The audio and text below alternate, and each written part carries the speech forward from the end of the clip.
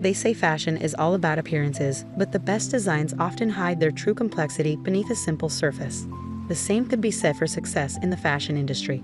My name is Isabella Martinez, and this is the story of how my aunt's attempt to humiliate me backfired in the most spectacular way possible.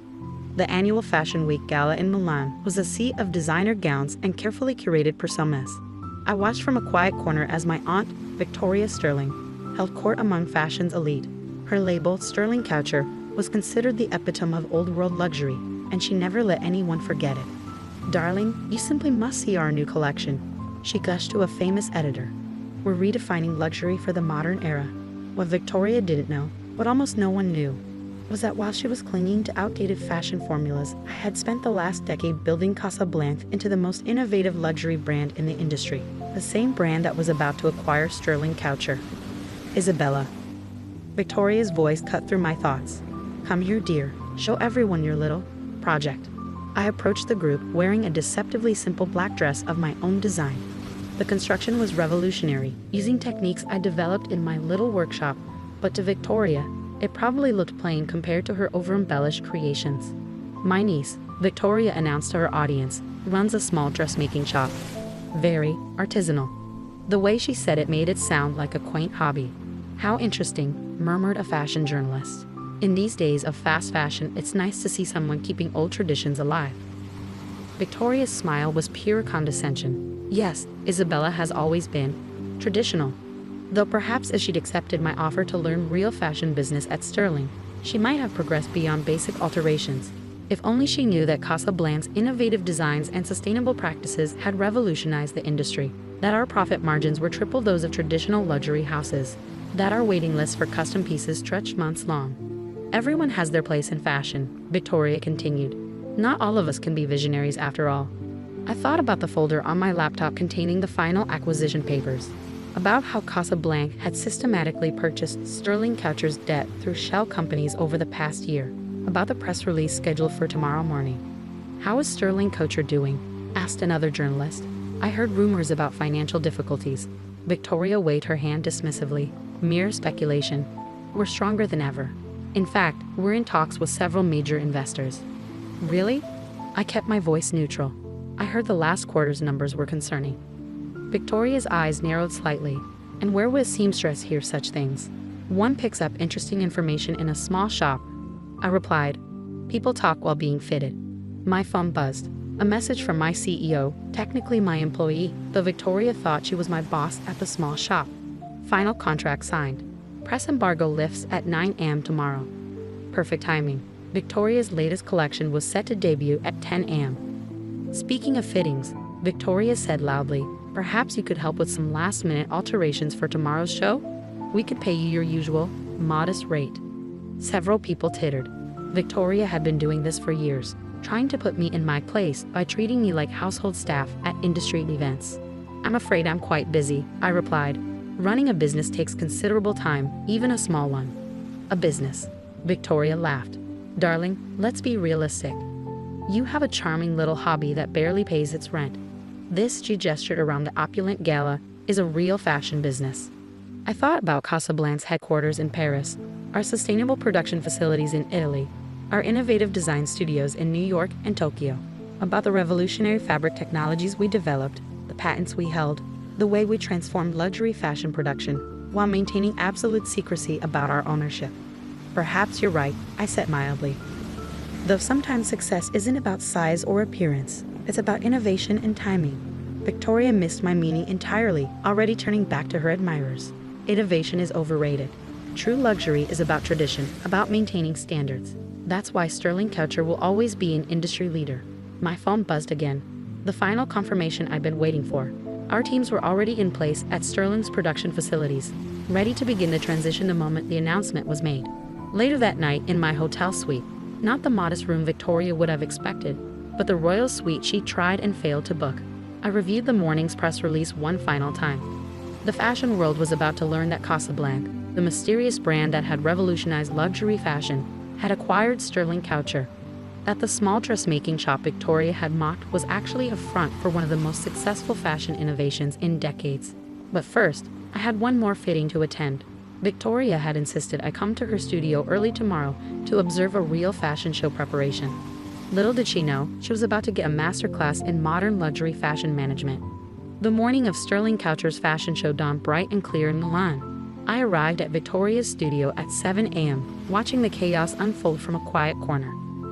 Models were being fitted, makeup artists were rushing about, and my aunt was in full director mode. No, no, no, Victoria shouted at a trembling assistant. The sequins must catch the light exactly right. This is luxury fashion, not some department store display. What she didn't notice was that several key people in the room, her production manager, head of PR, and chief financial officer, were glancing at their phones with increasing frequency. The press embargo would lift in exactly 1 hour. Isabella. Victoria spotted me. Come see how real fashion is created. Though try not to get in the way, we can't have any amateur interference today. I smiled, thinking of the 3 Casablanca shows I'd already orchestrated this week under my secret identity as the brand's founder. Of course, I'm here to learn. If only you'd shown such interest years ago, she sighed dramatically. You could have been part of all this. Instead, she gestured at my simple black dress, the same one from last night. Well, we all make our choices. My phone buzzed. A message from Casablanca's PR team. Financial press has the story. Fashion blogs are getting wind of it. Countdown to announcement, 30 minutes. Victoria was still lecturing about the importance of proper fashion management when her PR director approached, looking nervous. Miss Sterling, there's some unusual activity on social media. Rumors about Sterling Couture. Probably just excitement about today's show, Victoria said dismissively. Though do make sure those photos from last night's gala are prominently featured. The one with a Vogue editor especially. It's not about the show, the PR director said carefully. It's about ownership changes. Major financial news sites are hinting at a significant announcement. Victoria's face tightened. What ownership changes? That's ridiculous. We've been approached by investors, yes, but nothing is final. Actually, I said, checking my watch, something is very final. In about 15 minutes, to be precise. She turned to me, confusion crossing her features. What are you talking about? Perhaps we should step into your office, I suggested. There are some things you should hear before the press release goes live.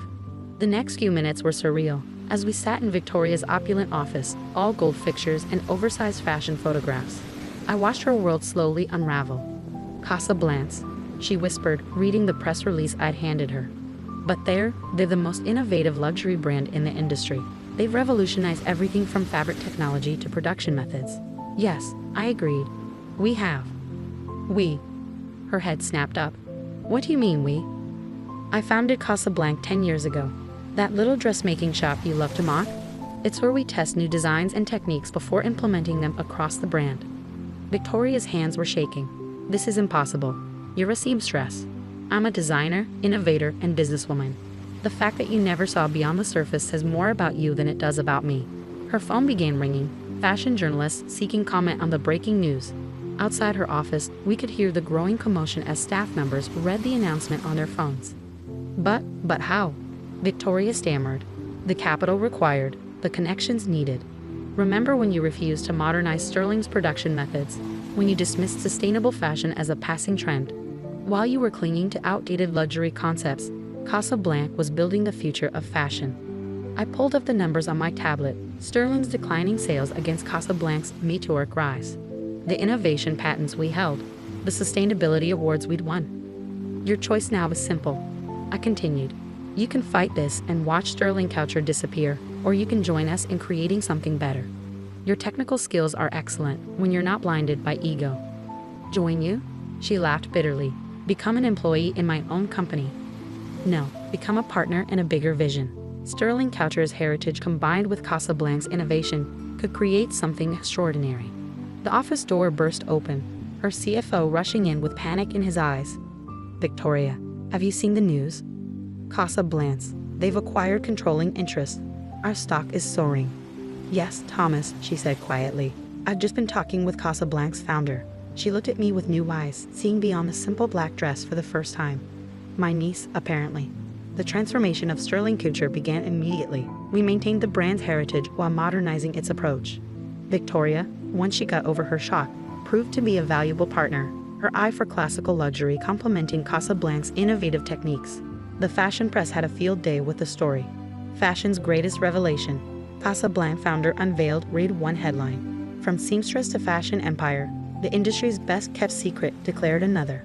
A year later, I stood on the runway after our first combined show, Sterling by Casablanca. The collection married Victoria's classic sensibilities with our cutting-edge technology. The result was extraordinary. Victoria approached me as the applause died down.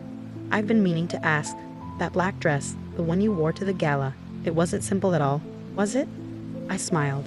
"Look closer." I showed her the seams, the innovative construction, the way the fabric responded to movement. Sometimes the most revolutionary designs look deceptively simple on the surface.